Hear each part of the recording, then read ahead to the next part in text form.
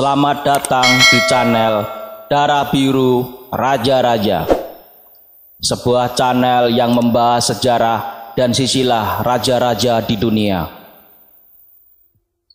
Pada video kali ini kita akan membahas tentang Pangeran Agung Vyacheslav Bryatislavich dari Kepangeranan Agung Kievan Rus.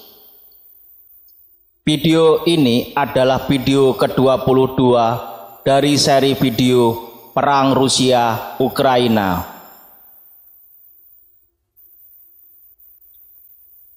Raja ke-11 dari Kepangeranan Agung Kievan Rus adalah Vyacheslav Bryatislavich, putra dari Bryatisław Izyaslawicz. Vyacheslav Bryatislavich diperkirakan lahir antara tahun 1029 sampai 1030 Masehi di kota Polotsk. Meninggal dunia pada tanggal 14 April 1101 Masehi. Vyacheslav Bryatislavich menjadi Pangeran Polotsk pada tahun 1044 sampai 1101 Masehi. Kemudian menjadi Pangeran Agung Kievan Rus pada tanggal 15 September 1068 sampai 29 April 1069 Masehi. Vyacheslav Bryatislavich adalah penguasa Polotsk yang paling terkenal. Bersama dengan Rostislav Vladimirovich dan Voivode Piasata, mereka menciptakan koalisi melawan tiga serangkai Yaroslaviches. Katedral Kebijaksanaan Suci Polotsk selesai pada tahun 1066 Masehi adalah salah satu monumen paling abadi di tanah Belarusia modern dan berasal dari masa pemerintahannya. Vyacheslav Bryatislavich memerintah Pangeran Polotsk selama 57 tahun. Vyacheslav Bryatislavich memerintah Kepangeranan Agung Kievan Rus selama 7 bulan. Nama-nama Vyacheslav Bryatislavich dari Kiev adalah: pertama, Vyacheslav Bryatislavich; kedua, Vyacheslav of Polotsk atau Vyacheslav dari Polot; ketiga, Vyacheslav the Sorcerer atau Vyacheslav the Seer atau Vyacheslav sang penyihir; keempat, Vasili, nama baptisnya; kelima, Usia Sau, sang penyihir dalam bahasa Belarusia modern; keenam, Vyacheslav Karadae atau Vyacheslav Pesci, nama dalam bahasa Rusia.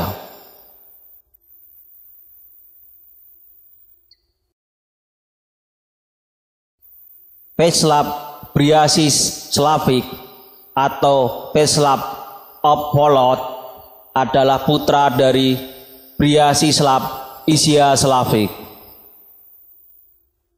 Bryatisław Izyaslawicz adalah putra dari Izyaslav Volodymyrovich. Izyaslav Volodymyrovich adalah putra dari Vladimir I Sviatoslavich dan Rogneda of Polot.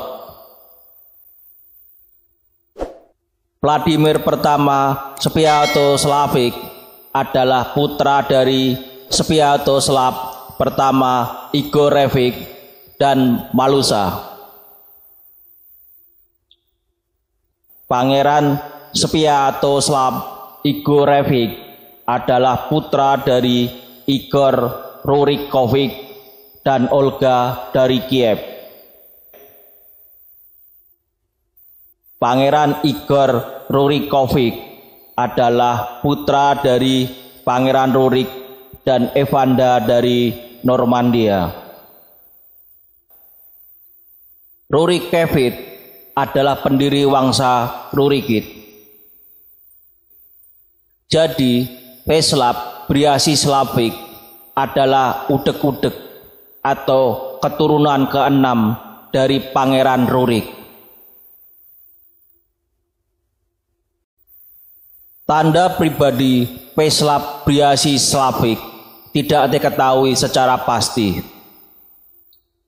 Tanda pribadi ayahnya adalah gambar trisula dengan bagian atas salib dari cabang tengah dan kaki segitiga yang bertumpu pada salib.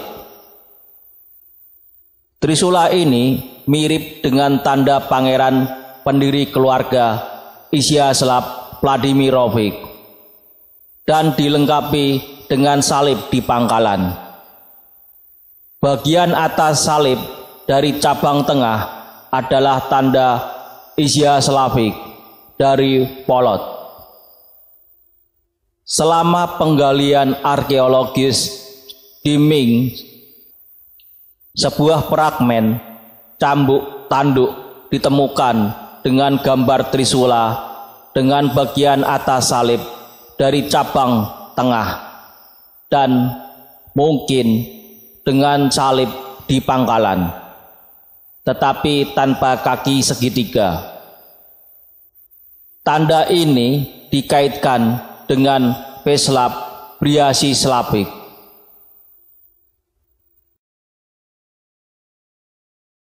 Peslav adalah putra Briasislav Izyaslavich, Pangeran Polotsk dan Vitebsk. Dengan demikian merupakan cicit dari Vladimir pertama dari Kiev dan Rogneda dari Polotsk. Dia naik tahta Polotsk pada tahun 1044 Masehi setelah kematian ayahnya. Dan meskipun sejak 1093 Masehi dia adalah anggota senior dinasti Rurik untuk generasinya. Karena ayahnya bukan pangeran di Kiev, Peslav dikeluarkan atau izgoi dari suksesi pangeran agung. Faktanya, karena dia adalah satu-satunya pangeran utama di Rus yang bukan keturunan Yaroslav. Menurut Simon Franklin dan Jonathan Sifat, dia adalah orang luar dari dalam. Peslav memiliki reputasi hebat dalam ilmu sihir. Kronik primer Rusia menyatakan bahwa ia dikandung oleh sihir dan dilahirkan dengan caul atau selubung selaput kelahiran di kepalanya. Dan para ahli sihir memberitahu ibunya bahwa ini harus diikatkan di kepalanya selama sisa hidupnya, sebagai itu adalah tanda keberuntungan. Dalam bahasa Belarusia modern, ia dikenal sebagai Usia Sau, sang penyihir. Dalam bahasa Rusia, dia adalah Peslav Karadej atau Peslav Pesci atau Peslav the Sorcerer atau Peslav the Seer. Arteri kehidupan utama Polotsk adalah Dwina Barat. Jadi Peslav Briasislavich berusaha menguasainya dari sumber ke mulut. Tugas utama Peslav dianggap sebagai penguasaan Dwina bawah. Ia berhasil menyelesaikan tugas ini. Lips, Latgalian, dan desa-desa yang tinggal di sepanjang tepi Dwina Barat berada di bawah kerajaan Polot sebagai anak sungai dan sekutu militer.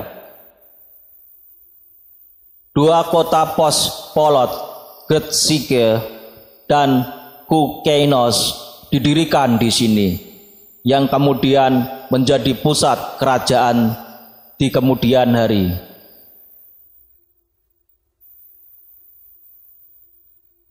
Di bawah Peslap Briasi Slavik, kekuatan Polot menyebar ke barat dan barat laut di wilayah pemukiman suku Lituania. Ini dikonfirmasi oleh informasi tidak langsung dari The Tale of Bygone Years, di mana di antara tetangga Slavia Timur dan anak-anak sungai selanjutnya, Lituania dikenang. Mereka secara signifikan dilengkapi dengan data dari arkeologi dan toponimi. Di lembah sungai Berezina, anak sungai Kanan Neman, pada pengaruh kedua abad ke-11, sebuah pemukiman yang dibentengi dengan baik muncul di desa Lodz, distrik Polojinski, yang berfungsi sebagai pos terdepan Polot, di samping yang ada di pulau Danomiadel. Di wilayah Lituania, Polot mempertahankan kekuasaan penguasa lokal, tetapi memaksakan kewajiban yang ditaklukkan untuk membayar upeti. Sejarah legendaris para pangeran utama Lituania dan asal-usul negara bagian Lituania melaporkan, Lituania pada waktu itu memberi penghormatan kepada para pangeran Popotski dan para hetman kepada penguasa mereka.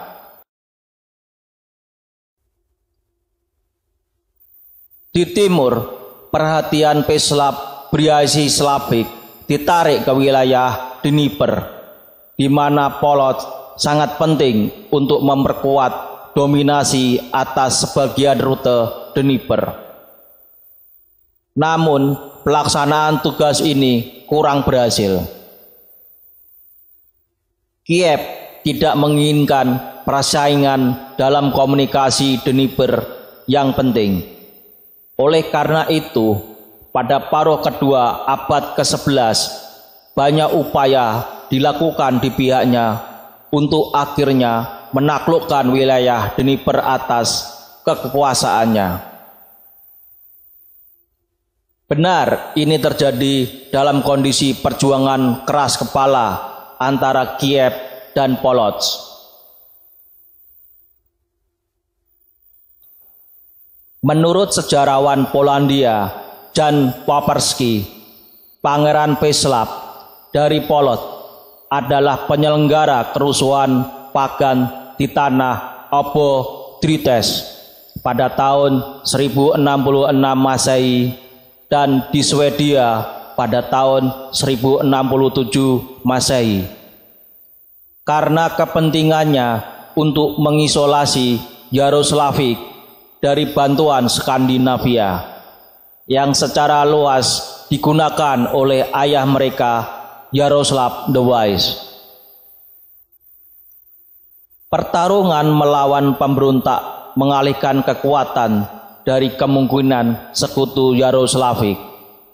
Dinasti Skandinavia, Harold Hardrade dari Norwegia, Sven Etridsson dari Denmark, dan keturunan Raja Swedia Stenkil, serta Margrave of Northern Mercia Udon kedua.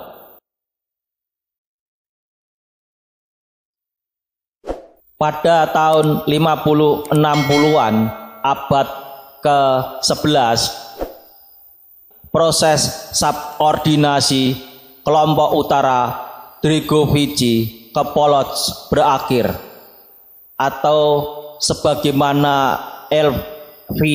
Alekseev dengan tepat menyebutnya Ming Drigovici.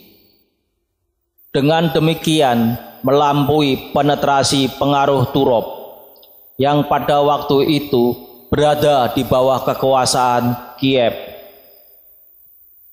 Menurut peneliti Rusia, awalnya upeti dari Drigovici dikumpulkan di pusat di Menka dan dikirim ke Polotsk. Semua ini membutuhkan perlindungan dan kehadiran garnison di sini. Berdasarkan ini, pada 1063 sampai 1066, Peslav membangun benteng yang sangat kuat di dekat pertemuan sungai Nemiga dengan Svislok, menyebutnya Mengs, dan memukimkan kembali penduduknya pusat di Menka. Awalnya Pangeran Polot setia kepada Kiev. Pada tahun 1060 Masehi bersama dengan Yaroslavik, ia berpartisipasi dalam kampanye yang sukses melawan Trok. Namun kemudian Mstislav mulai menyerang kerajaan tetangga. Pada tahun 1065 ia menyerbu Pskov yang dikepungnya tetapi tidak merebutnya.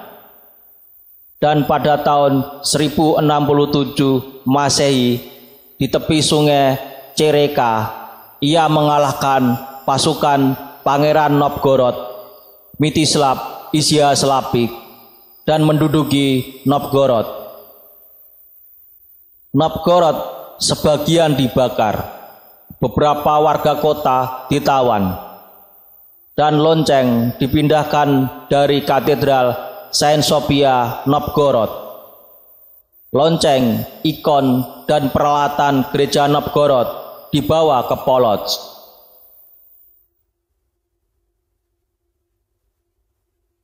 Serangan terhadap Pskov dan Novgorod disebabkan, seperti yang disarankan oleh beberapa peneliti, oleh keinginan Mstislav untuk membayar penghancuran Polot pada tahun 980 oleh Vladimir Sviatoslavik.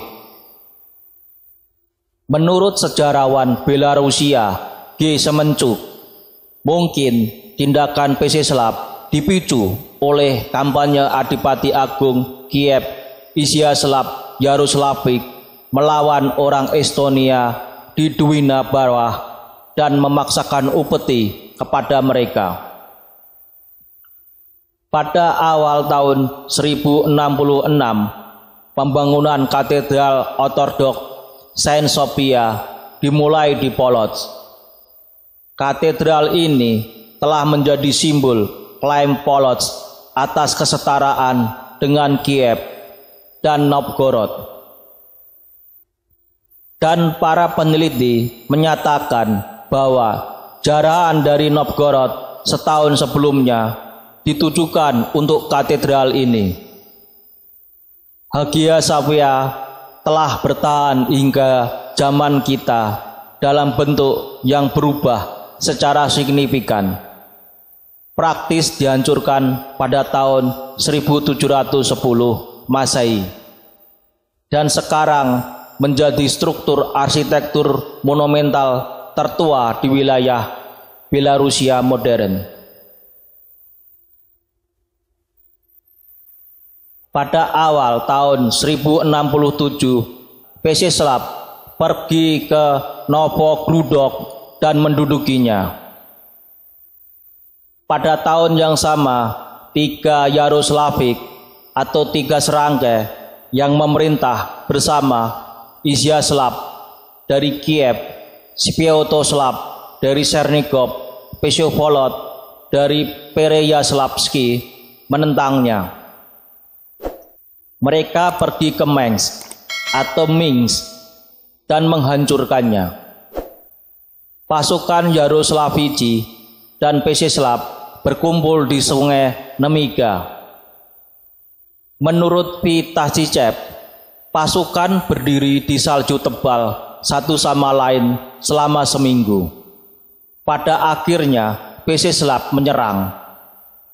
Dalam pertempuran di Nemiga pada 3 Maret 1067, Pešislav dikalahkan dan melarikan diri setelah berhasil menerobos pasukan Yaroslavik ke Polotsk. Vitacicev mencatat bahwa Yaroslavici tidak mulai mengejarnya, tetapi mulai merampok bagian selatan tanah Polotsk. 4 bulan kemudian, Yaroslavici mengundang Pešislav ke negosiasi, mencium salib bahwa mereka tidak akan menyakitinya. Di wilayah Orsa, di dekat pertemuan sungai Orsitsa, Pešislav bersama dengan kedua putranya menyeberangi Dnieper dengan perahu untuk bernegosiasi dengan mereka.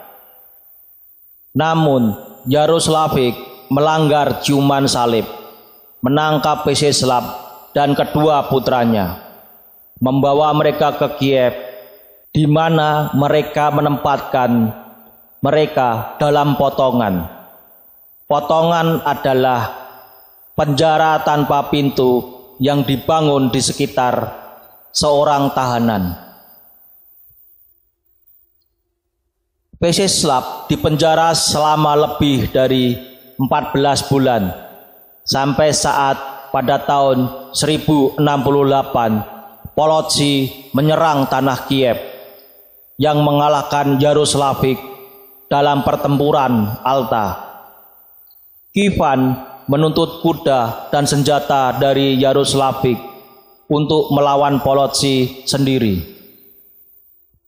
Mereka menyalahkan kekalahan itu pada gubernur pangeran dan menuntut pembebasan Pešislav yang menurut mereka memiliki pengetahuan dalam urusan militer, sehingga dia akan memimpin kampanye mereka melawan Polotsi.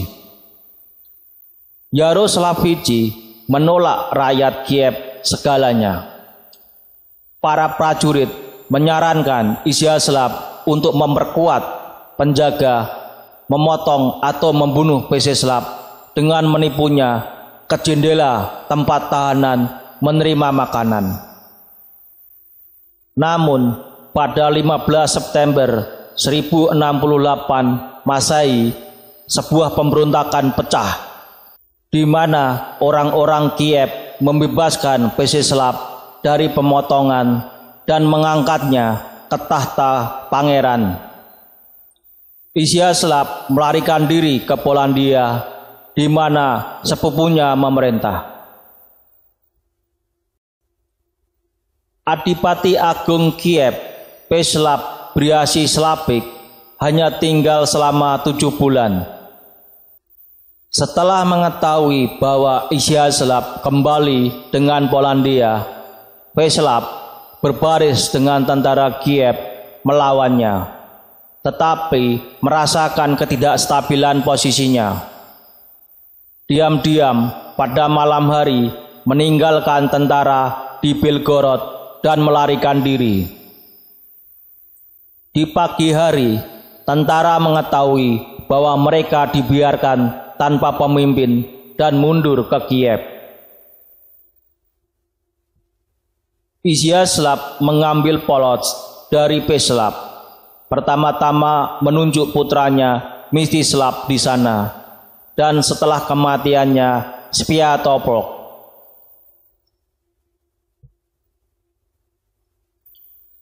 Pada Oktober 1069 Masehi, Pešislav sebagai kepala pasukan yang direkrut di antara Vodi muncul di dekat Novgorod.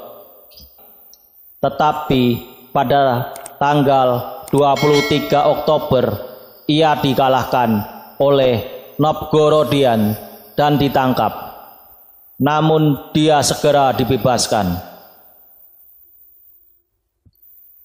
Pada tahun 1071 Masehi, Pesislav mengusir Swiatopolk Izyaslapik dari Polotsk dan akhirnya memantapkan dirinya di dalamnya. Pada tahun 1072 Masehi, Yaropolk Izyaslapik pergi ke Polotsk. Ia menimbulkan kekalahan di Pesislav dekat Golotisek. Lokasi kota ini ditunjukkan dalam sejarah belum ditetapkan. Namun, ia terpaksa mundur karena musim semi yang mencair. Pada tahun 1073 Masehi, Izyaslav Yaroslavik yang dicurigai bersekutu dengan Pesislav diusir dari Kiev oleh saudara-saudaranya. Sviatoslav menjadi adipati agung. Segera setelah kematian Sviatoslav pada tahun 1076 Masehi, fase berikutnya dari perjuangan Pesislav dengan Yaroslavik dimulai, yang dikenal dari ajaran Vladimir Monomakh. Pada musim semi 1077 Masehi, Pesislav melakukan kampanye melawan Novgorod, melawan Gleb Sviatoslavik. Pada musim panas 1077 dan musim dingin 1077 dan 1078 Masehi, dua kampanye melawan Polot diikuti. Chernigovites dengan Pesepolot dan Monomakh, dan Kivan dengan Sviatopolk, Monomakh dan Polotsian yang disewa oleh para pangeran untuk pertama kalinya dalam sejarah dari Rusia. Pada pergantian tahun 1070 sampai 1080-an, Pesislav memimpin kampanye di dekat Smolensk. Setelah itu, Vladimir Monomakh memimpin kampanye yang menghancurkan terhadap kerajaan Polotsk. Dan kemudian kampanye kedua dengan Polotsi, di mana Ming diduduki, di mana mereka tidak pergi baik pelayan atau ternak.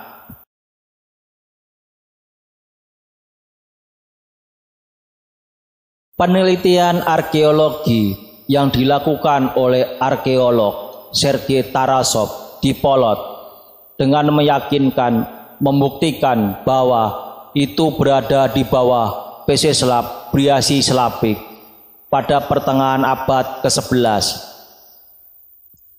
Proses pemindahan pusat administrasi Polot dari benteng Rokvoloda ke kastil atas akan segera berakhir. Di sini, di kastil atas, Pesislav membangun katedral Saint Sophia, ketiga di Eropa Timur setelah Kiev dan Novgorod, yang tidak hanya menjadi simbol spiritual, tetapi juga pusat kekuasaan politik dan administratif di Polot dan di tanah Polot. Sebagian besar peneliti mengaitkan waktu pembangunan katedral Saint Sophia pada pertengahan abad ke-11, tahun 50-an sampai awal 60-an. Di bawah Pesislav Bryatislavik, kota-kota tua dan benteng perbatasan ditertibkan dan yang baru dibangun. Meng di Nemiga, Logois, Lodz, Gersik, dan Kukenos. Selama masa pemerintahan Pangeran Pesislav, tanah Polotsk mencapai kemakmuran dan kekuasaan tertinggi. Kerajaan bersatu di bawah 17 kota itu sendiri. Sekitar 10.000 orang tinggal di ibu kota Polotsk. Mereka dengan cepat membangun kembali, berubah menjadi pusat kerajinan dan perdagangan besar Meng atau Ming, Pripyat, Gorodsk, Arsa atau Orsa, dan lainnya. Bahkan selama hidupnya, Pčeslav membagi tanah Polot di antara banyak putranya yang pada gilirannya menjadi warisan Polot di antara anak-anak mereka. Setelah kematian Pčeslav, kerajaan Polot dibagi menjadi 6 atau 7 daerah. Menurut B.A. Rybakov, Pčeslav Polotský bisa jadi seorang penyembah berhala dan menganut kepercayaan pra-Kristen atau memiliki keyakinan ganda. Pada saat yang sama diketahui dari sejarah bahwa gereja-gereja dibangun pada masa pemerintahannya, dan penyebutan analistik pertama dari para uskup Polot dimulai pada tahun 1096 Masehi. Bertobatlah Efraim, metropolitan Rusia. Sebagai gantinya, Grand Duke memilih Nicephorus, uskup Polotsk, dan memerintahkannya untuk dianggap menjadi uskup Rusia.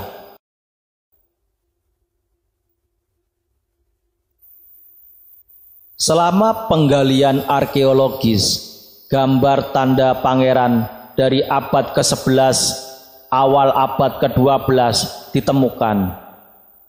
Trisula dengan bagian atas salib dari cabang tengah dan dengan cabang samping melengkung keluar di pangkalan tanpa batang. Mungkin trisula tanpa kaki adalah simbol para putri atau istri Rurikovic. Bagian atas salib dari cabang tengah adalah tanda Iziaslavik dari Polot. Oleh karena itu, tanda ini dikaitkan dengan istri Pčeslav Priasislavik. Gambar-gambar ini ditemukan di Drogicin, Polandia pada 2 anjing laut, Novgorod pada seekor anjing laut, dan di Pulau Letnitsky, Polandia pada pecahan tanduk flail. Secara tradisional diyakini bahwa Pčeslav memiliki 7 putra, tetapi sejumlah peneliti percaya bahwa Boris adalah nama baptis Rock Polot dan hanya ada 6 putra. Juga diperdebatkan adalah senioritas putra-putra ini dan nasib di mana mereka memerintah. Anak-anak Pčeslav Priasislavik adalah: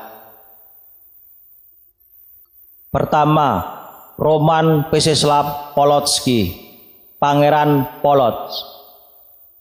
Kedua, Gleb Pčeslavik Menský, Pangeran Polotsk dan Ming. Istrinya bernama Anastasia Yaropopovna, putri Turov. Ketiga, Boris atau Rock Polot Pčeslavik, Pangeran Polot.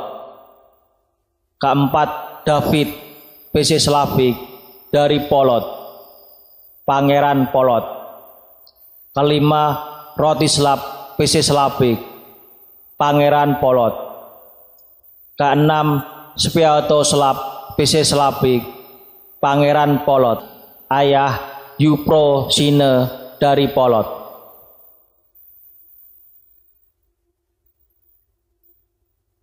Dalam historiografi ada pernyataan pada tahun 1106 Putri Pčeslav menikah dengan seorang pangeran Bizantium.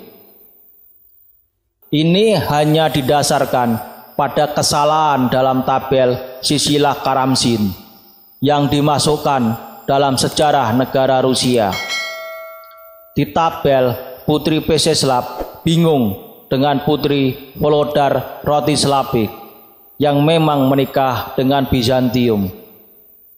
Berdasarkan tabel sisilah, Pogodin menyarankan bahwa itu adalah kekerabatan cucu Pesislav Saint Euphoricine dari Polotsk dengan Kaisar Bizantium, memungkinkan untuk mentransfer ikon Efesus Bunda Allah ke biara Polotsk Spaso Prosinevsky.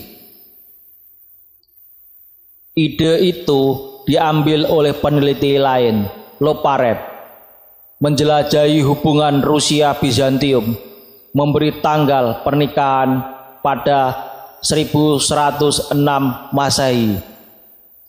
Saat mempersiapkan penerbitan The Tale of Bygone Years, Likachev menggunakan tabel sisilah Karanzim dan memasukkan Putri Pesislav dalam lampiran yang menambah popularitas pada gagasan yang salah.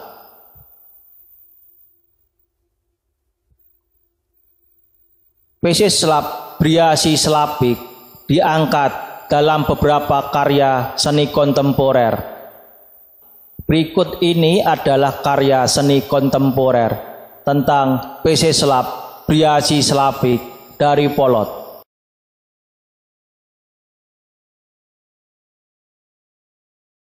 Pertama, pada tahun 1923, seniman Belarusia Jacek Drodovik melukis potret Wacław Polotsky. Kedua, dia adalah anti pahlawan utama dari film Kuburan Singa. Ketiga, dia adalah karakter utama dari siklus cerita oleh Nick Perumov I. Peslav. Keempat, dia adalah karakter utama dari novel sejarah oleh penulis Belarusia Leonid Daineka, Jejak Vaikalak atau Jalan Bertuah.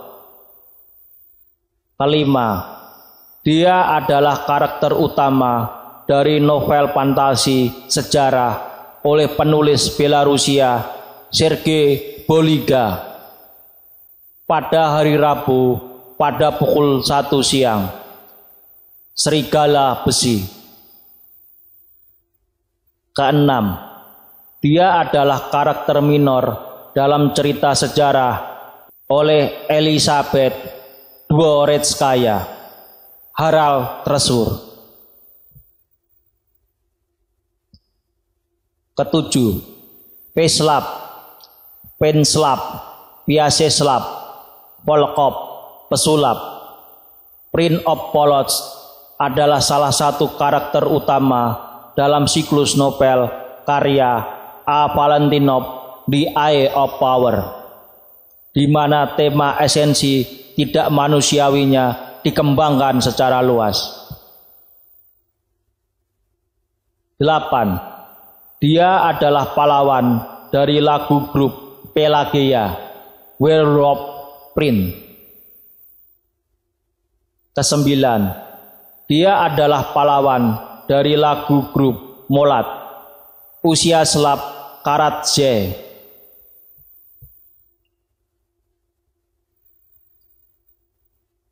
Negara Belarusia adalah wilayah Polotsk pada masa modern. Untuk mengenang pemimpinnya di masa lalu, pemerintah negara Belarusia membuat beberapa kebijakan, yaitu: pertama, pada tahun 2005, Bank Nasional Republik Belarusia mengeluarkan koin peringatan Vyacheslav Polotsky atau Peslav Polotsky dengan nilai nominal 1 rubel atau tembaga nikel dan 20 rubel atau perak. Kedua, pada tahun 2007 sebuah monumen untuk Pesisław Bryacisławik didirikan di Polot. Dibuat oleh pemahat A. Prokhorov, S. Ignatiev, L. Minketic, arsitek D. Sokolov.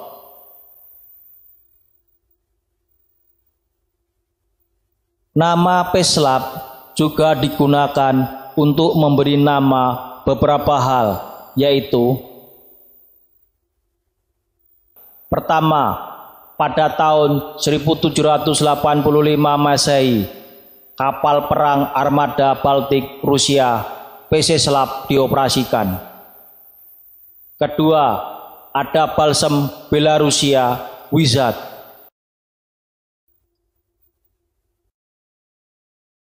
Pesisław meninggal di umur 82 tahun pada tanggal 24 April 1101 Masehi, hari Rabu sebelum Jumat Agung. Menurut kronik primer Rusia, bahwa kronik-kronik itu secara aneh menghubungkan kedua peristiwa itu, seolah-olah tukang sihir itu telah mati sebagai akibat dari penyaliban dan kebangkitan. Ia dimakamkan di Katedral Kebijaksanaan Suci di Polot. Demikian video tentang Pangeran Agung Pesisław Bryacisławik dari Kepangeranan Agung Kievan Rus. Semoga bisa menambah wawasan dan ilmu pengetahuan bagi yang menonton video ini. Sampai jumpa lagi di video berikutnya. Terima kasih.